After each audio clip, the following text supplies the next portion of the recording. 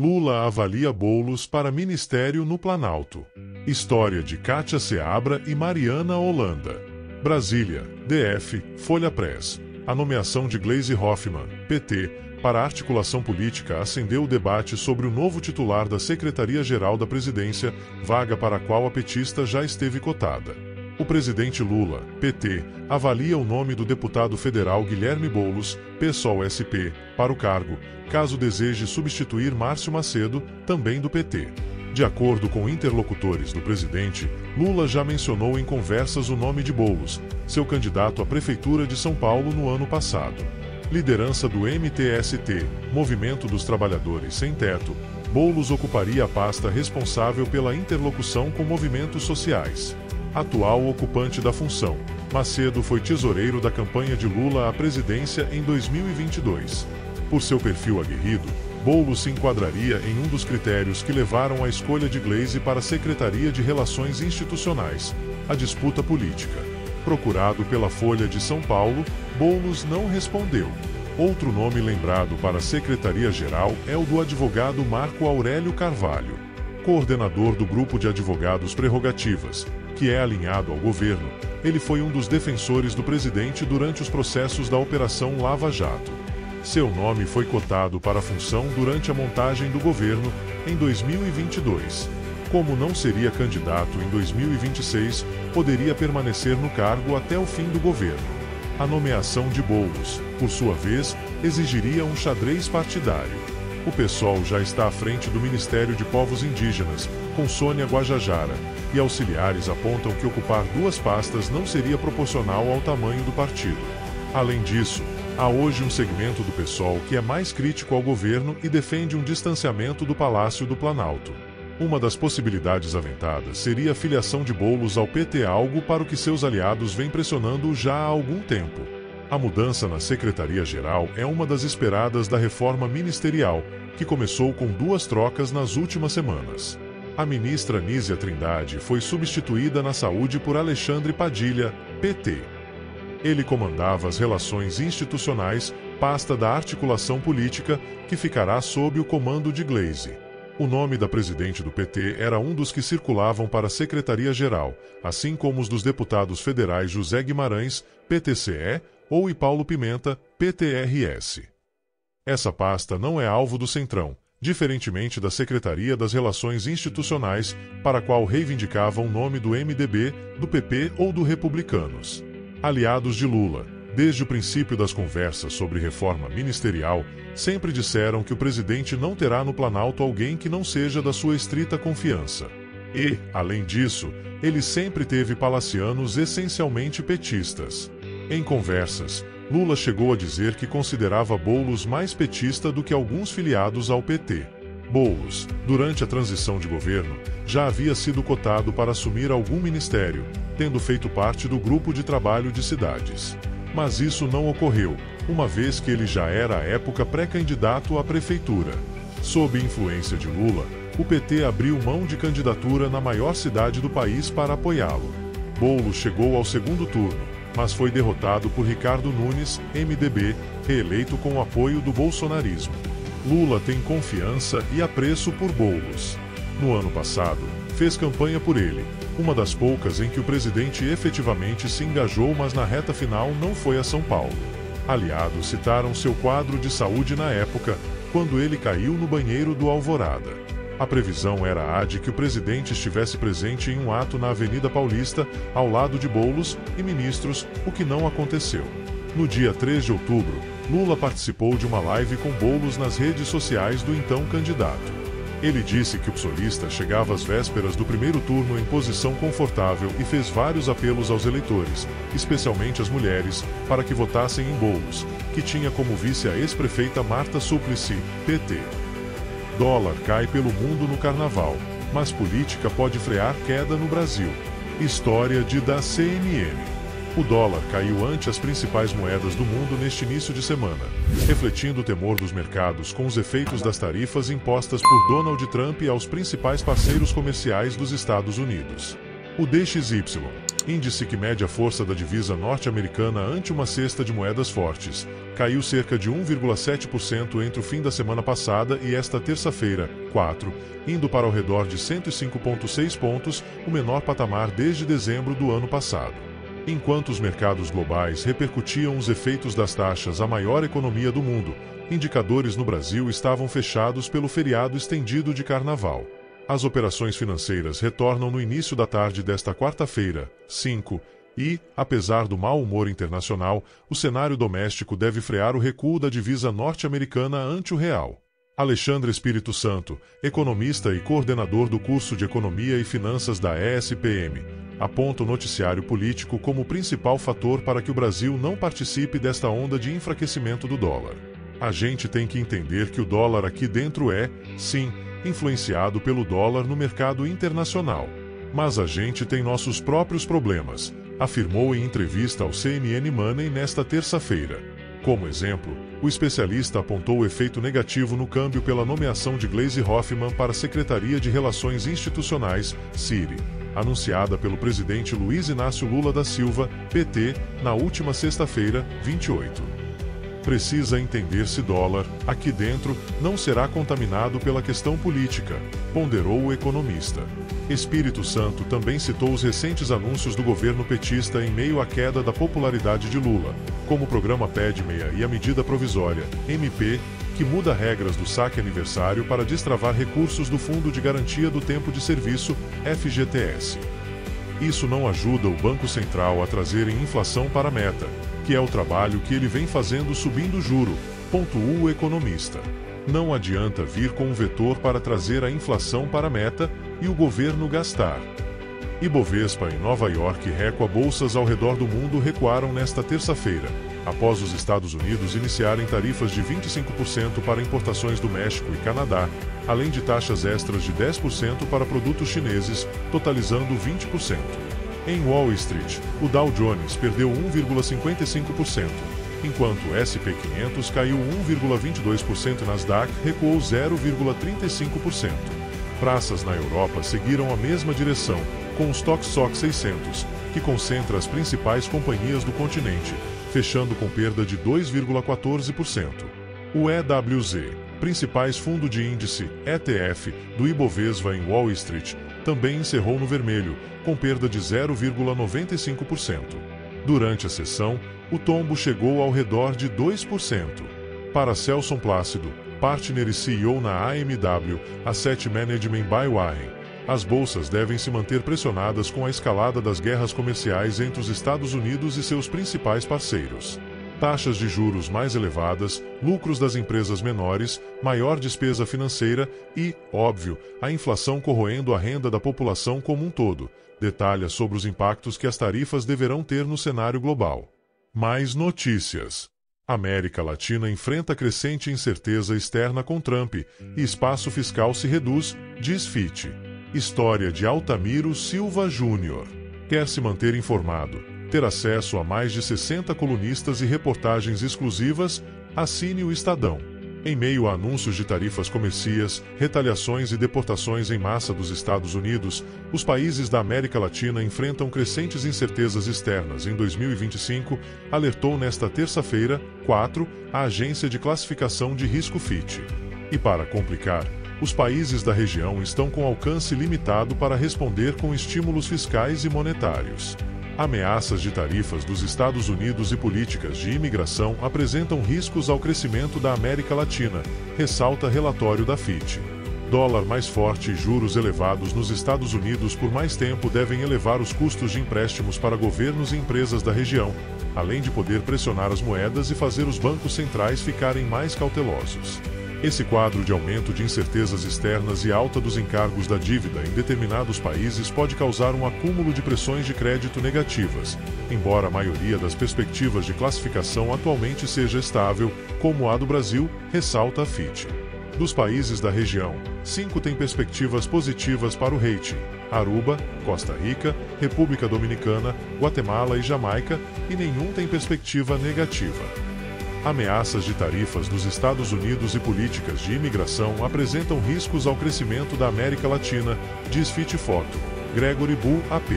Em termos de perspectiva de crescimento para a América Latina, a Fitch observa que a retomada da Argentina vai contribuir para uma ligeira aceleração do crescimento do Produto Interno Bruto, PIB, regional em 2025, para 2,2%. Já o México enfrenta sérios riscos devido ao crescente protecionismo comercial dos Estados Unidos. Para o Brasil, a expectativa é que o crescimento vai ter desaceleração diante da crescente inflação, aperto monetário e incertezas fiscais. Brasil, Bolívia, Colômbia e Panamá têm os maiores déficits fiscais previstos para 2025, alerta a Fitch. O ambiente de crescimento moderado das economias, preços de commodities mais suaves, pressões de gastos sociais e alívio limitado de taxas de juros estão nublando as perspectivas de consolidação fiscal para a região, conclui a agência de classificação de risco. Mais notícias. Lindbergh quer preparar dossiê contra Michele para defender Janja. História de Lívia Coutinho. Por suspeita de desvio de verba pública, Lindbergh apresenta pacote de requerimentos contra Michele Bolsonaro. O líder do PT na Câmara dos Deputados, Lindbergh Farias, Rio de Janeiro, apresentou 5 requerimentos contra a ex-primeira-dama, Michele Bolsonaro. Os documentos foram apresentados na quarta-feira, 26/02, na Casa Civil, Controladoria Geral da União, CGU, Polícia Federal, PF, e Ministério Público Federal, MPF. Em suma, ele quer mais informações sobre denúncias que acusam a ex-primeira-dama de uso irregular do cartão corporativo da Presidência da República, enquanto Jair Bolsonaro, PL, esteve à frente do cargo. Líder do PT protocola requerimentos contra Michele Bolsonaro. Lindbergh questionou a PF e a CGU se os órgãos abriram investigações sobre supostos desvios de recursos públicos durante o governo Bolsonaro, com o objetivo de pagar despesas da ex-primeira-dama. Em seguida, ele também entrou com uma representação criminal para o Ministério Público Federal investigar o caso. Posteriormente, Lindbergh indicou que as respostas dos órgãos servirão como base para ações na Câmara dos Deputados. O objetivo é desgastar a imagem de Michele. Cada requerimento contra Janja, nós vamos apresentar 2 contra Michele Bolsonaro. A turma da rachadinha com cartão corporativo não tem moral. Vamos pra cima, escreveu o deputado nas redes sociais. Relembre, a atual primeira-dama tem sido criticada por opositores por seus gastos em viagens ao exterior. Ela também está sendo massacrada por ter um gabinete informal no governo Lula, mesmo sem ter um cargo na gestão federal. Conforme mostrou o Estadão, ela tem uma equipe com 12 assessores que até o final do ano passado tinha gastado 1,2 milhão de reais em viagens. Por fim, a Secretaria de Comunicação, SECOM, da Presidência da República diz que servidores exercem funções fixadas em lei. Bolsonaro faz piada e compara Janja a Michele. Por Lívia Coutinho. 28 de fevereiro de 2025. 278. Bolsonaro questionou logo a princípio: dá para comparar o Paulo Guedes com Haddad? Na sequência, a plateia responde: não. Foto. Reprodução Metrópolis. O ex-chefe do executivo, então, continuou: dá para comparar aquele Tarquatro-dão com a Damares? Não. Foto. Reprodução Metrópolis. Em seguida, em tom descontraído diante de seus apoiadores, Bolsonaro disparou: dá para comparar a Janja com a Michele. Foto. Divulgação Fábio Rodrigues Posebon, Agência Brasil. A plateia, animada, respondeu com sonoro não nunca. Foto. Reprodução Metrópolis. Rindo, o político completou na sequência: eu não sei porque o governo está com crise de ovos. Risos, ponto. Completou por fim, debochando. Foto. Reprodução Metrópolis. Bolsonaro debochou e diz que Lula está sem picanha, café e ovos. O ex-mandatário ainda citou o monitoramento do PIX e aumentos exorbitantes de impostos sem o mínimo retorno. Foto. Divulgação Renato Pizzuto Band. Nesta última sexta-feira, 21/02, Jair Bolsonaro, PL, esteve no encerramento do primeiro Seminário Nacional de Comunicação do Partido Liberal. O evento aconteceu em Brasília, DF. No meio de seu discurso, o ex-presidente comparou a ex-primeira-dama, Michele Bolsonaro, com a atual, Janja Lula da Silva. Bolsonaro questionou logo a princípio: Dá para comparar o Paulo Guedes com Haddad? Na sequência, a plateia responde: não. O ex-chefe do executivo, então, continua: dá para comparar aquele Tarquatro-dão com a Damares? Não, ponto. Dá para comparar aquele mineiro que está nas Minas e Energia com o Sachida? Não dá, declarou ele. Em seguida, em tom descontraído diante de seus apoiadores, Bolsonaro disparou: dá para comparar a Janja com a Michele? A plateia, animada, respondeu com um sonoro não nunca. Rindo, o político completou na sequência: eu não sei porque o governo está com crise de ovos. Recentemente, o governo Lula passou por crises que culminaram em uma queda recorde de popularidade. Em suma, a administração do presidente tem sido pressionada pela alta de preços dos alimentos básicos, como o ovo e o café. Há mais de um mês o petista promete ações para reduzir os custos, mas até o momento, nada foi colocado em prática. Mais notícia. Com reprovação alta, governo Lula amplia gastos sociais em 30,7 bilhões de reais. Por Renan Ferreira. 28 de fevereiro de 2025. Mesmo com alta rejeição, o governo do presidente Luiz Inácio Lula da Silva, PT, anunciou há algumas semanas um novo estímulo econômico que equivale ao investimento de 30,7 bilhões de reais na economia brasileira até 2026. De acordo com o levantamento divulgado nesta sexta-feira, 28, pelo site Poder 360, as medidas incluem a injeção de dinheiro em programas sociais e liberação de recursos voltados à população. A iniciativa de Lula e seu governo acontece em meio a uma crise de popularidade histórica em relação à gestão federal. Dentre os programas sociais liberados está o pagamento de R$1.000 aos estudantes do PED-6, que começou na última terça-feira, 25. Além disso, o governo garantiu a gratuidade de 41 medicamentos pelo Farmácia Popular. Outra ação divulgada é uma medida provisória para permitir o saque do FGTS aos trabalhadores demitidos que preferiram a modalidade saque aniversário. O governo Lula também pretende levar ao Congresso o projeto do Auxílio Gás para fornecer gás gratuito a 22 milhões de famílias. O petista informou que seu novo programa social quase pronto para ser oferecido. Mesmo com alta rejeição, o governo do presidente Luiz Inácio Lula da Silva, PT, anunciou há algumas semanas um novo estímulo econômico que equivale ao investimento de 30,7 bilhões de reais na economia brasileira até 2026. De acordo com o levantamento divulgado nesta sexta-feira, 28, pelo site Poder 360, as medidas incluem a injeção de dinheiro em programas sociais e liberação de recursos voltados à população. A iniciativa de Lula e seu governo acontece em meio a uma crise de popularidade histórica em relação à gestão federal. Dentre os programas sociais liberados está o pagamento de R$1.000 aos estudantes do PED-6, que começou na última terça-feira, 25.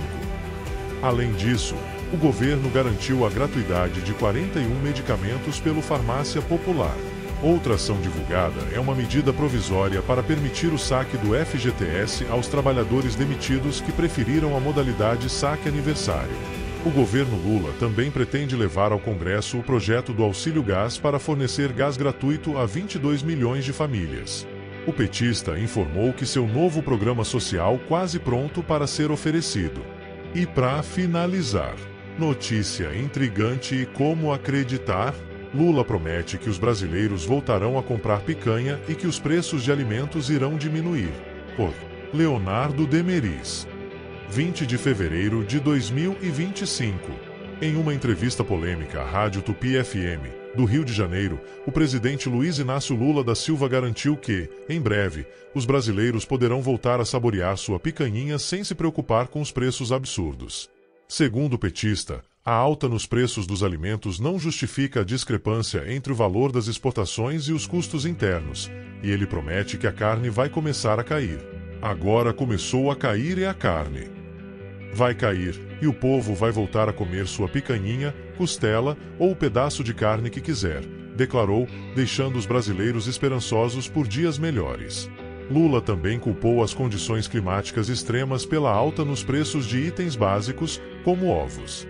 Segundo ele, o calor excessivo, as chuvas e até uma gripe aviária nos Estados Unidos impactaram diretamente os valores dos produtos no mercado. Ele ainda afirmou que, quando os preços caírem, conseguirá fazer com que os custos voltem aos padrões do poder aquisitivo do trabalhador. A promessa de Lula soa como um alívio para as famílias brasileiras, que enfrentam meses de altas nos preços, mas será que o presidente conseguirá cumprir? Se gostou deste vídeo, deixe seu like e inscreva no canal para mais vídeos como este. Até o próximo vídeo.